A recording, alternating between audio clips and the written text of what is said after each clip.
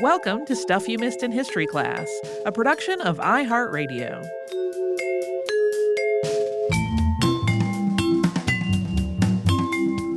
Hello and welcome to the podcast. I'm Tracy V. Wilson. And I'm Holly Fry. This is part 2 of our most recent quarterly installment of Unearthed. This part has shipwrecks and edibles and potables and books and letters. For the first time in a while, enough historically relevant exhumations to actually have an exhumation category. Woo! I feel like that hasn't happened in a long time. Also, as always, we're starting off with just some stuff that I thought was cool that I always throw together and call it potpourri.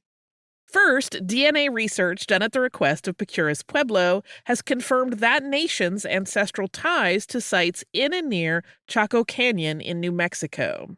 This research involved comparison of DNA from 16 people who lived between the years 1300 and 1500 and 13 members of Picurus Pueblo living today, as well as oral history.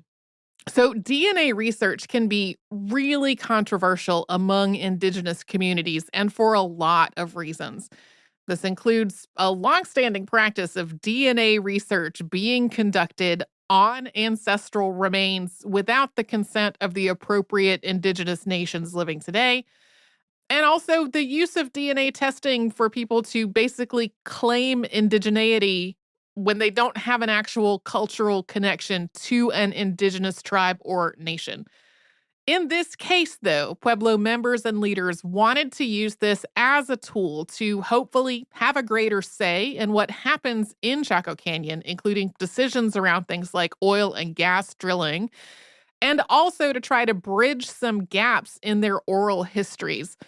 This was a collaborative study, and to be clear, its results do not invalidate any other Pueblo nation's connections to Chaco Canyon. That DNA research was published in the journal Nature, and so was our next piece of potpourri. Researchers working at a cave in Malta have found stone tools, food waste, and hearths, including evidence of cooking and eating marine animals and now extinct mammals.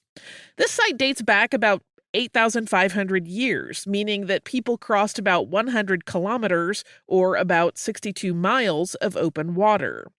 This would be the oldest known long-distance seafaring, a lot longer ago than people were believed to have taken these kinds of ocean voyages, and especially remarkable considering that they were probably doing this in dugout canoes. Next, researchers have been studying a rock that was found in a rock shelter in central Spain in 2022, and that rock has a distinctive red dot roughly in the middle of one surface of it. The rock is about 8 inches long by 4 inches wide, or 20 by 10 centimeters, and this red dot is made from ochre. It turns out that the red ochre dot is a fingerprint, and it was probably made by an adult male Neanderthal more than 42,000 years ago.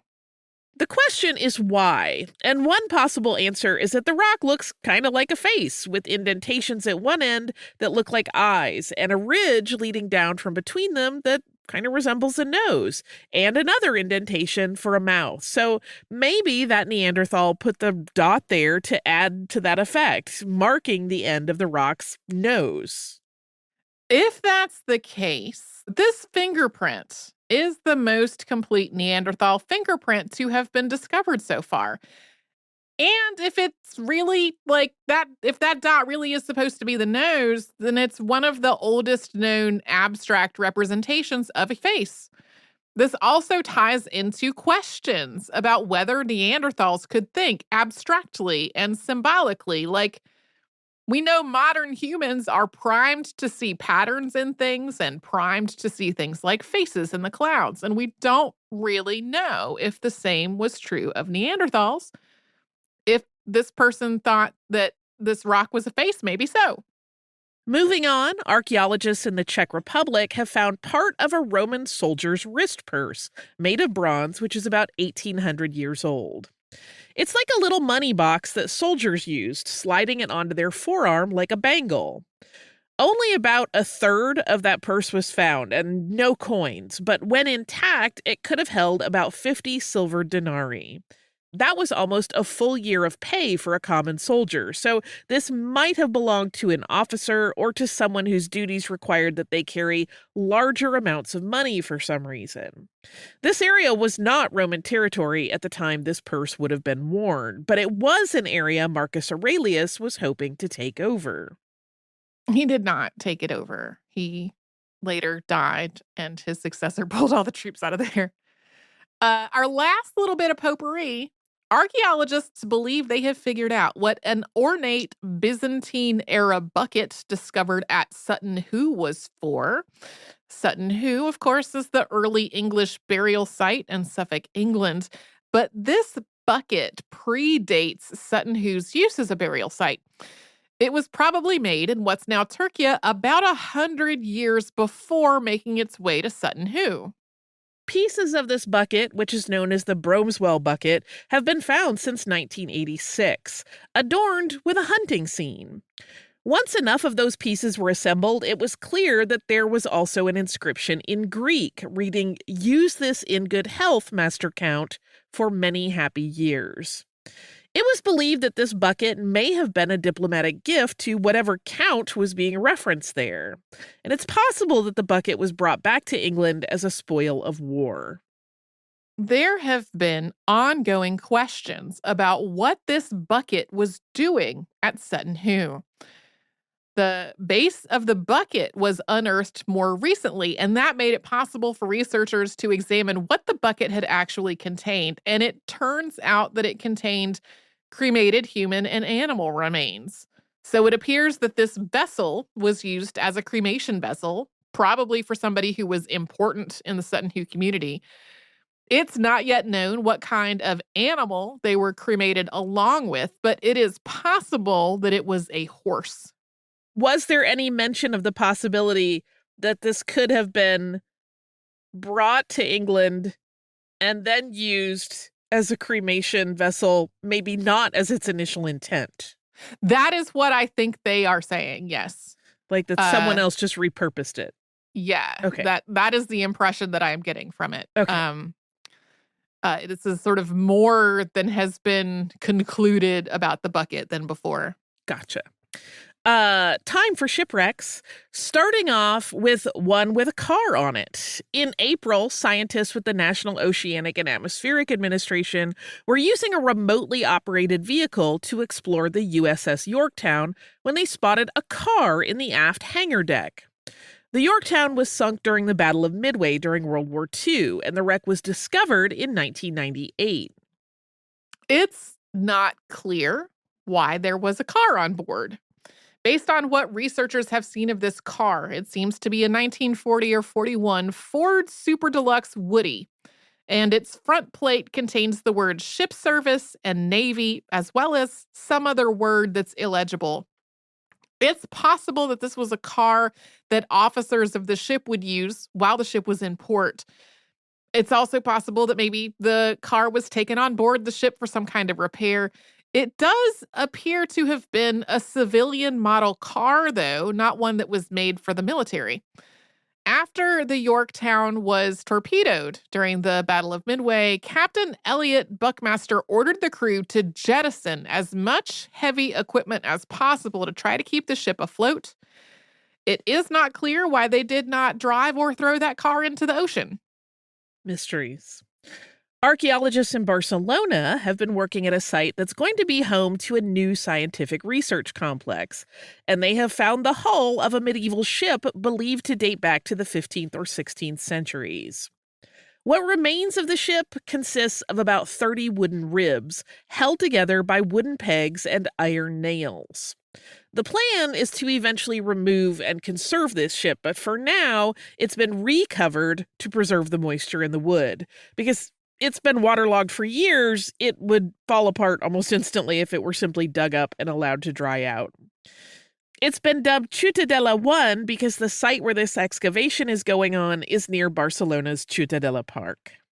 I went to that park when we were in Barcelona. I think I did as well. There was one day with a lot of walking about. Yeah, that was that was not part of our regular scheduled yeah. stuff. I went there on the early day that we arrived so that one can hope, not be terribly jet lagged while everyone else was around. uh, Next, researchers working off the coast of South Australia believe they have found the wreck of the Koning Willem de Tweede, a Dutch merchant ship that sank in a storm in 1857. 16 of the 25 crew aboard died when the ship sank, but that death toll could have been a whole lot worse. Just days before this, the ship had dropped off about 400 Chinese miners. This was during a gold rush. It took a while for teams to become confident that this is the Koning Willem de Tweede. Earlier dives had spotted some wreckage back in 2022, but the sand in this part of the ocean is extremely fine and it hampers visibility when it's disturbed at all. Divers compared it to being in a blizzard. This time, searchers used a marine magnetometer to look for signs of iron underwater, and they found some iron components that they believe came from the ship. They have found a concentrated area of iron that approximately matches the dimensions of the Koning Willem de Tweede, and no other large concentrations of iron that might be some kind of ship. They are, of course, hoping to follow up on this with future dives. I like that they basically looked for this with a big old magnet. Next, an autonomous underwater vehicle has been used to find and photograph the USS F1, which is a submarine that sank during a training exercise in 1917, killing all 19 people aboard. This search effort was also partly a training mission, allowing the trainees to get some experience operating remote vehicles and carrying out underwater archaeological projects. This submarine is being described as remarkably intact considering how long ago it sank. And the imagery that was captured during this mission has been used to create a 3D digital model of it. We talked about the discovery of the wreck of the Spanish galleon San Jose in 2015, and it has made several appearances on Unearthed since then, and none of that reporting really made it sound like there was any doubt regarding the ship's identity. Turns out this was more of a hypothesis, and headlines that came out in mid-June of this year are describing the wreck as just now confirmed, thanks to analysis of the coins on board. This research was published in the journal Antiquity and notes that there have been 4 non-invasive investigations of the wreck since 2015, and that the coins and Chinese porcelain aboard the vessel suggest that it sank in the early 18th century. This includes irregularly shaped coins known as cobs, which were minted in 1707. The San Jose's sinking was documented, and it happened in 1708, so all of this backs up this identification. When I got into this part of the research, I was like, what do you mean confirmed? We've been talking about this shipwreck for a decade. Earlier this year, the French Navy was conducting some routine underwater surveying and monitoring when they spotted something unusually large on the sonar, and it turned out to be a shipwreck. This is the deepest one ever discovered in French waters. An underwater vehicle sent down to the wreck captured pictures of hundreds of ceramic pots on board. France's Department of Underwater and Submarine Archaeological Research sent another vehicle to follow up, and it reported that this wreck appears to be about 500 years old. Authorities have noted that this wreck was protected thanks to its depth. If it were in shallower water, it might have been looted or salvaged by now. But it didn't fully protect it from litter, because one of the images of the site contains what very much looks like a modern-day beer can. Wah, wah. It might not be beer, but it looks like beer to me. We'll take a sponsor break and then segue into some edibles and potables.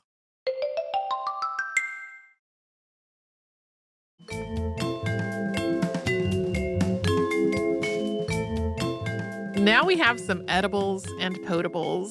First, excavations at a waste deposit at Prague Castle have unearthed the oldest vanilla pod in Europe, which dates to somewhere between the early 16th and mid 17th centuries. Obviously, that's not the oldest vanilla pod in the world, since vanilla is native to Mesoamerica and not to Europe. But this vanilla pod dates back to a time when trade between Europe and the Americas was largely dominated by Spain and Portugal, and there just wasn't a large commercial network established for the sale and distribution of vanilla. So it's not completely clear exactly what route these pods would have taken to get from the Americas to Prague, other than generally saying spice trade. The timing of this on this edition of Unearthed is uncanny because I just got a book about the history of vanilla. Oh, I love this. Listen, we love vanilla here at this house. Regardless, though, a vanilla pod would have been extremely rare and probably seen as exotic and quite valuable. While it was probably acquired through spice merchants, it may have been used for something like alchemical experiments rather than delicious cuisine. The reign of Rudolph II took place during the time the vanilla pod dates to, and he had an interest in science and alchemy. We covered Rudolph on the show on November 13th, 2013. Next, according to research published in the journal PLOS ONE, it took thousands of years to domesticate grapevines in Italy, with that process taking place between about 1000 BCE and about 600 CE. The domestication of grapes in Asia and some other parts of Europe has already been pretty extensively studied, but there has not been as much attention on the Western Mediterranean.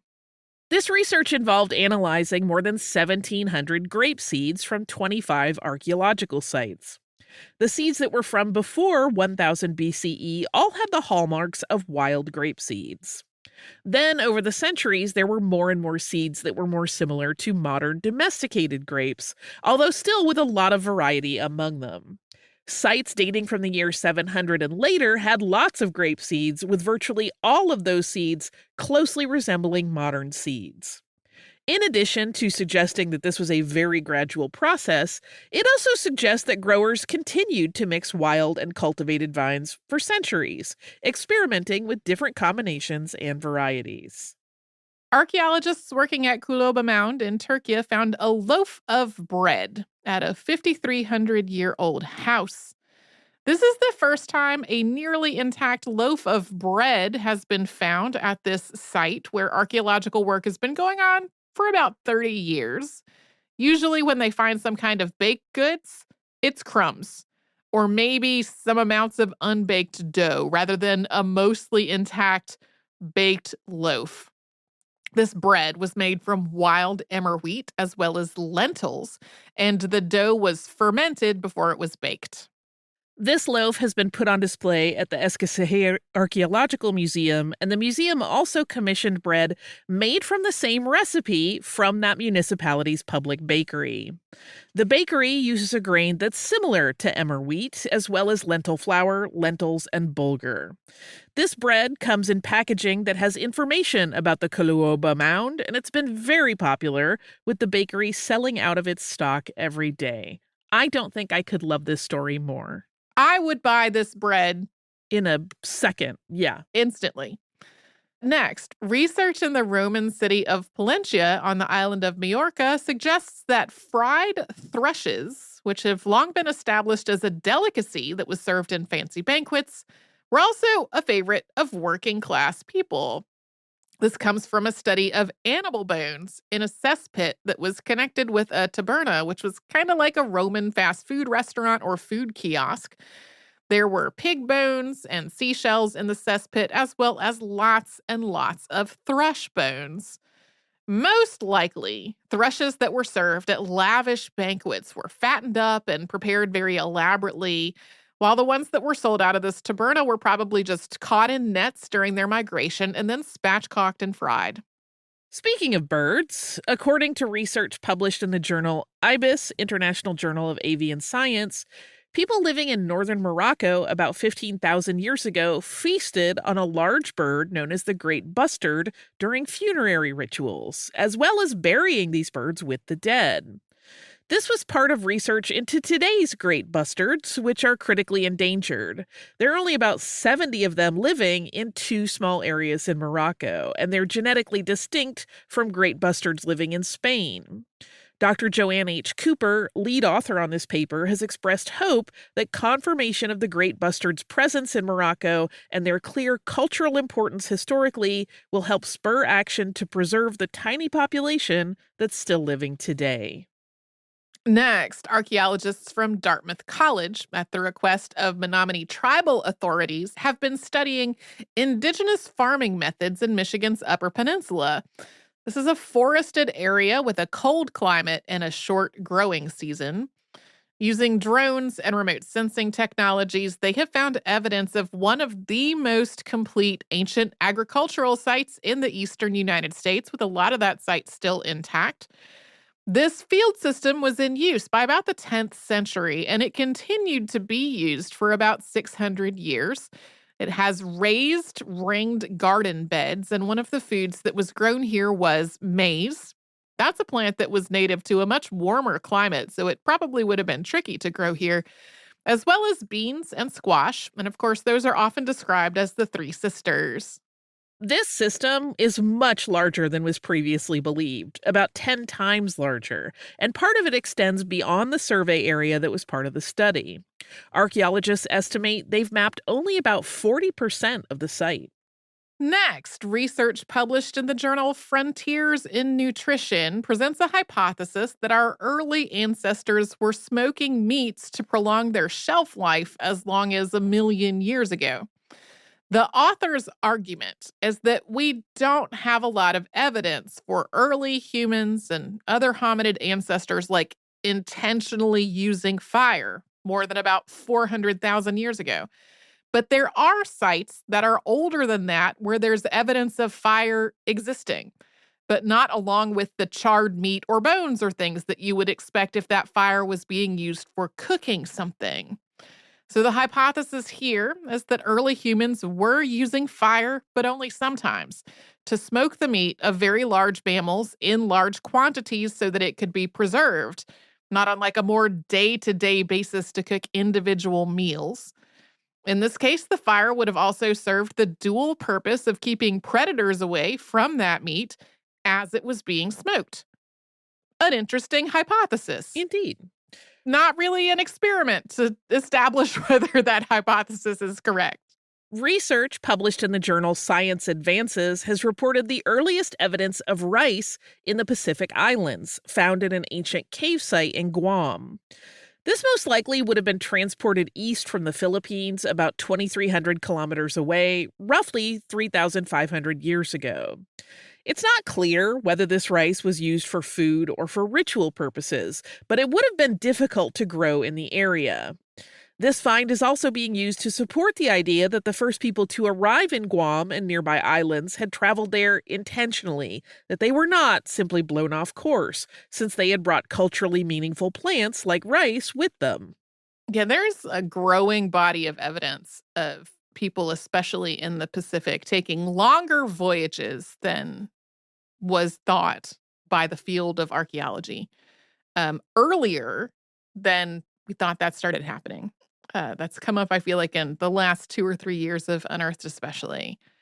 Next, archaeologists working outside of Halle, Germany, have found what is described as a fat factory, a place where Neanderthals processed large quantities of bone to get at the marrow and the nutrients inside of them. This came from analysis of roughly 120,000 bone fragments and about 16,000 flint tools at this site, along with evidence of fire use there.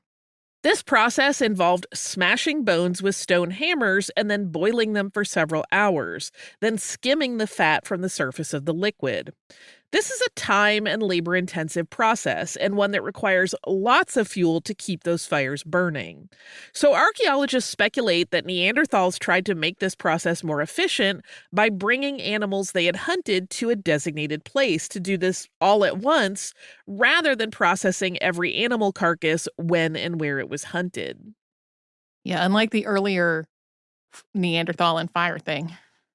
This is more of a study to research whether a hypothesis was true, whereas the other one is just the hypothesis part, which I do find very interesting again. Lastly, researchers at El Gigante Rock Shelter in Honduras have been working to trace how humans have domesticated and used avocados over thousands of years. This rock shelter is home to an array of fossilized plants and other organic materials, and it's in a part of the world where the climate often means that plant matter is just not preserved very well. There are about 11,000 years worth of avocado seeds and rinds at this site. And that has allowed researchers to see how indigenous farmers cultivated avocados so that they would grow larger fruit with a thicker skin, a process that took centuries. So these changes improved the yield of the avocado plants and then also made the avocados easier to transport without damaging them. I am very happy that this took place because avocados are delicious. Yeah, I'm like, blessings upon these ancient farmers. We live so far away from where they are native. We are going to take one more quick sponsor break before we get into our last section of Unearthed, which is going to kick off with books and letters before getting to everyone's favorite exhumations.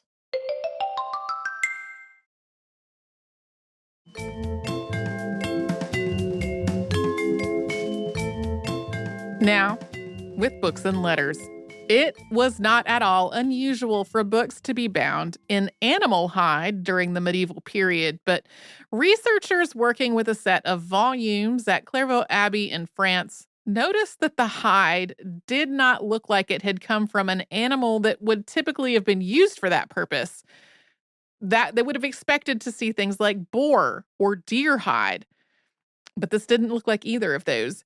Using DNA studies and electrostatic zooarchaeology mass spectrometry, or exhumes, as well as some other technologies, they confirmed that many of these volumes were bound in seal skin, specifically harbor seals and harp seals.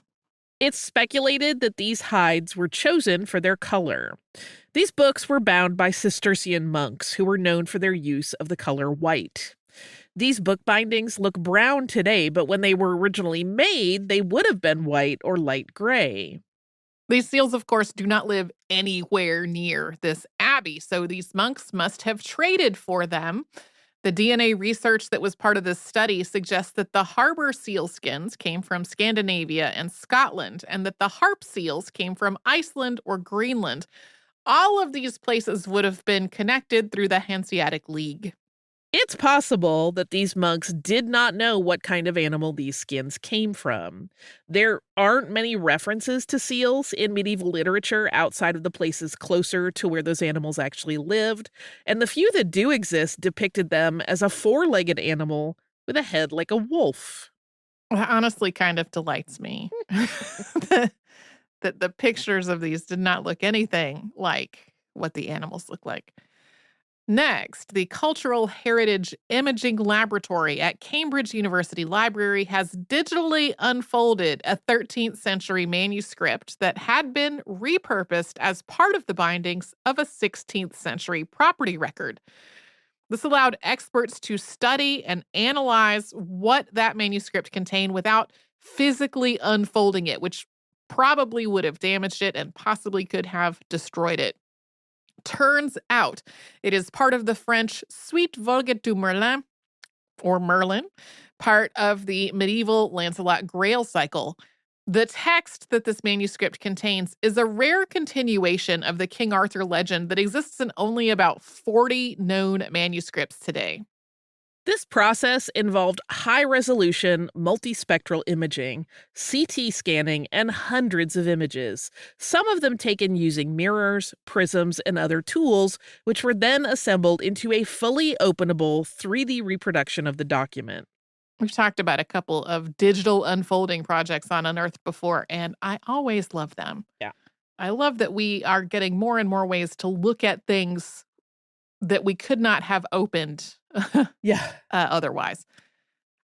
Speaking of digital recreations, the University of Leeds has fully digitized the oldest known English language book about cheese, which dates to the 16th century. This is a 12-page handwritten book called A Pamphlet Compiled of Cheese, containing the differences, nature, qualities, and goodness of the same.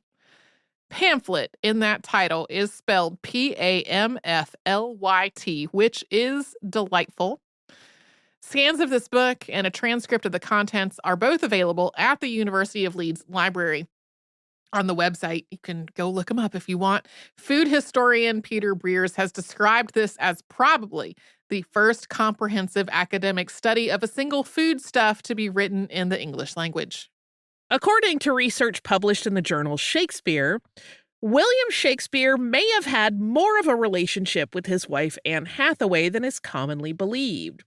He's often portrayed as basically abandoning her at Stratford-upon-Avon to go become an actor and a playwright in London.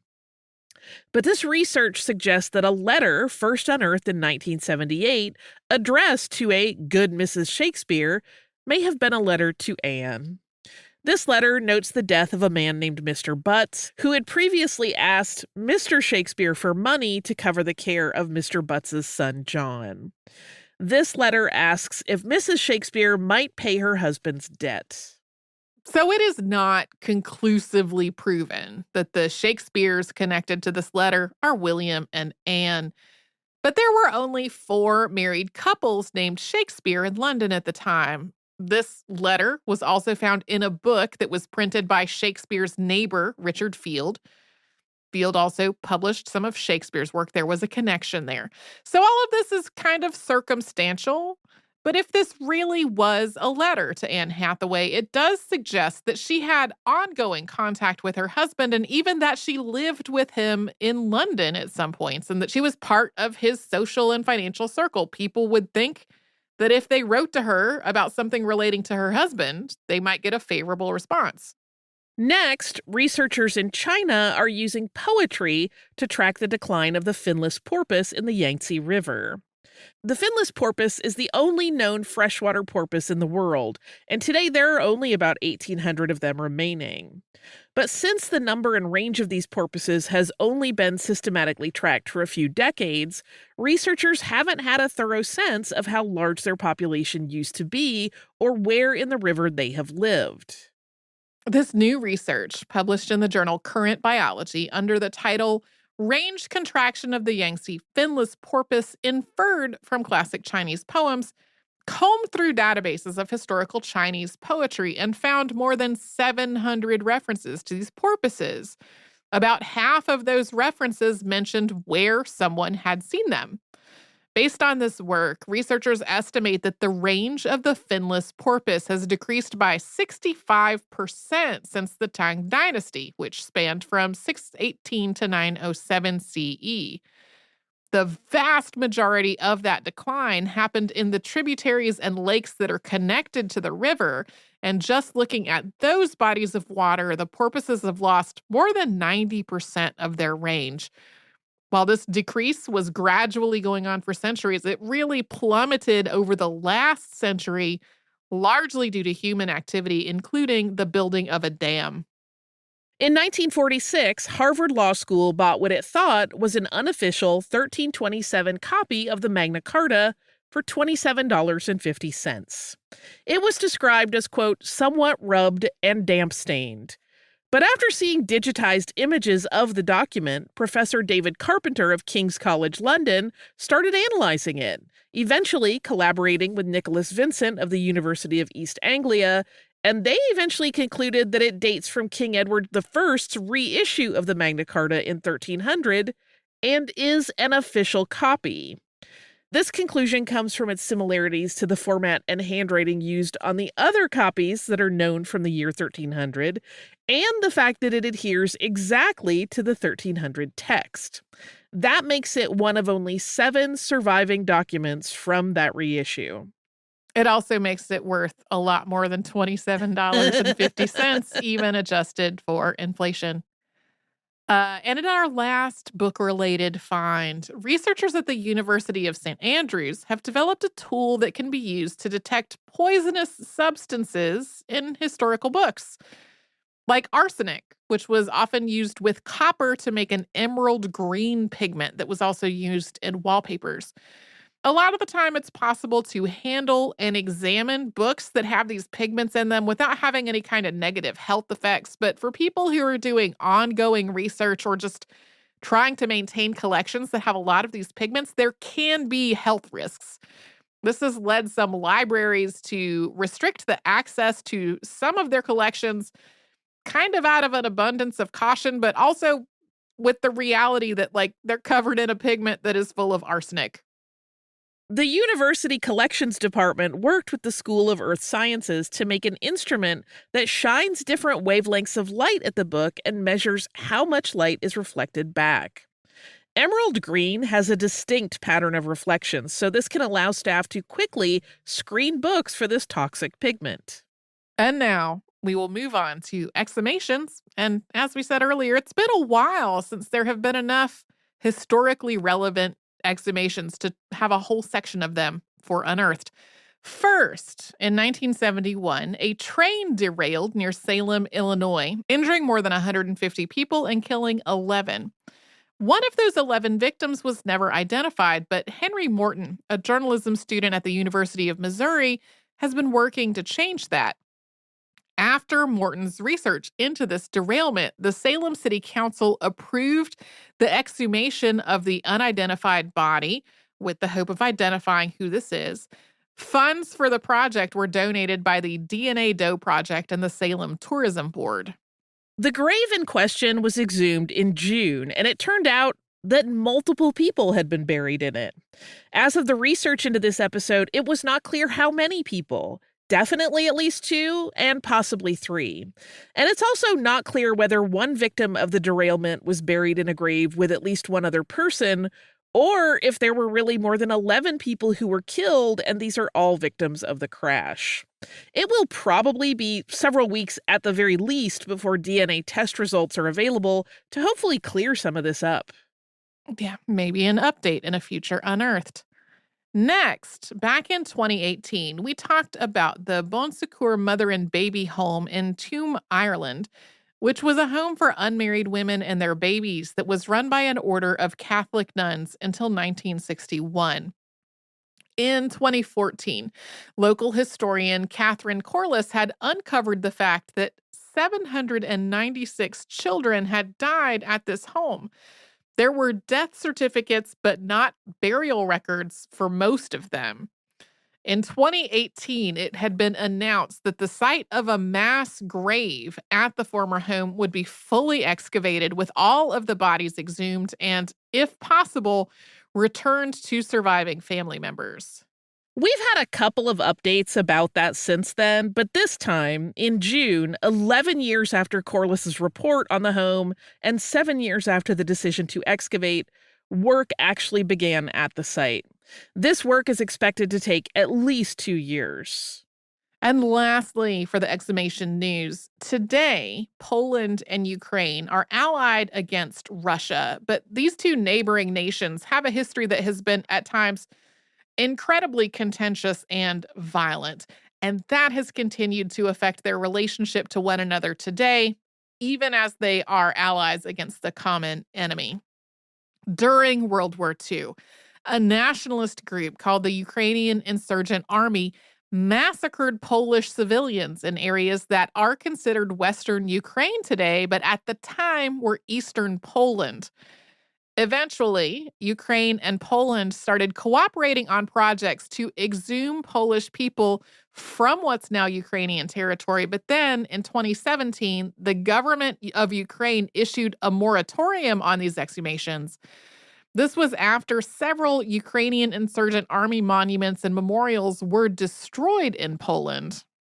Ukraine and Poland have now established a joint Polish-Ukrainian working group and have begun cooperating on issues related to this.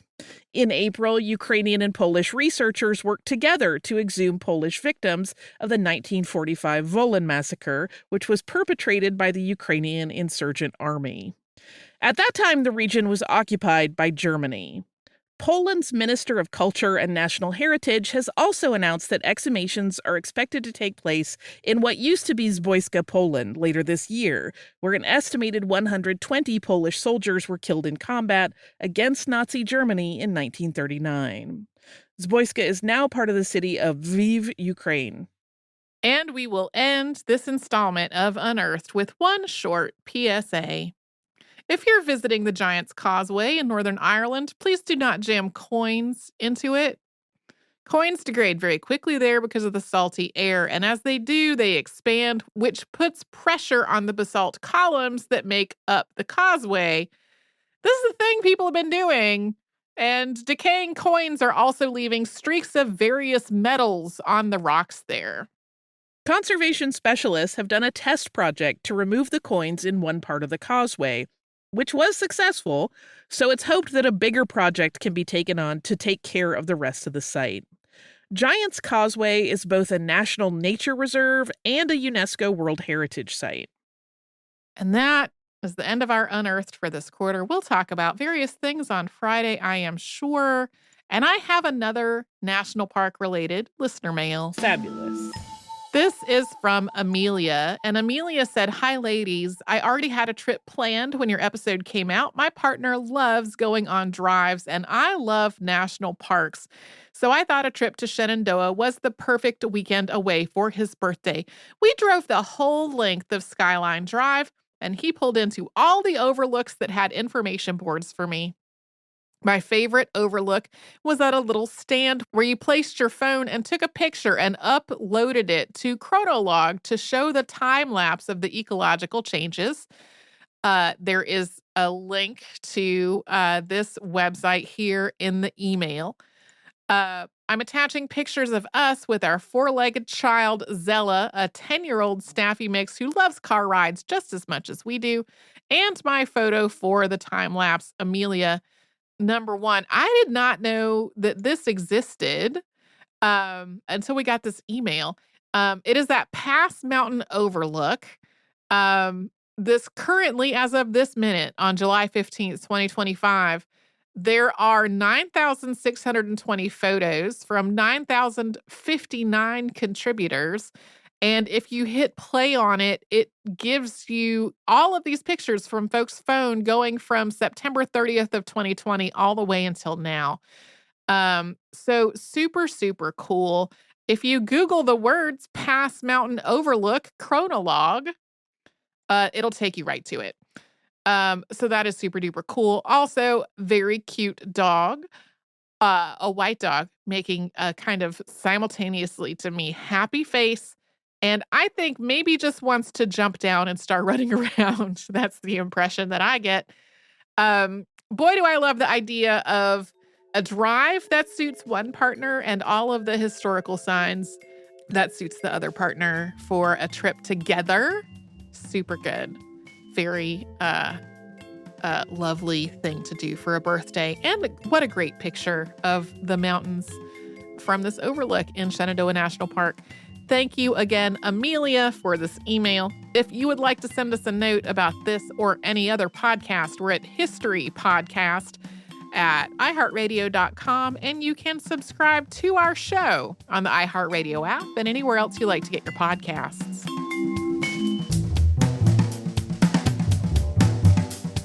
Stuff You Missed in History Class is a production of iHeartRadio. For more podcasts from iHeartRadio, visit the iHeartRadio app, Apple Podcasts, or wherever you listen to your favorite shows.